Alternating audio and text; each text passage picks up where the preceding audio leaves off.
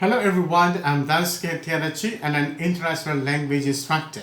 Up to now, you have already studied the essential facts in the previous video pertaining the preeminent dramatist in the world, William Shakespeare. Specifically, I need to recite the sonnet, Sonnet 73 by William Shakespeare. Now we can enjoy the sonnet. Sonnet 73 by William Shakespeare.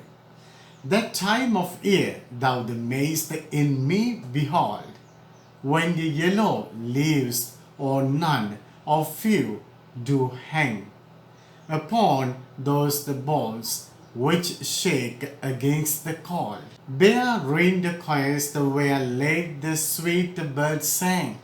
In me thou seest the twilight of such day, as the after sunset fadeth in the west, which by and by the black night doth take away.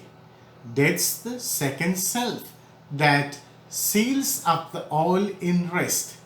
In me thou seest the glowing of such fire, that on the ashes of his the youth doth lie, as the deathbed whereon it must expire, consumed with that which it was nourished by.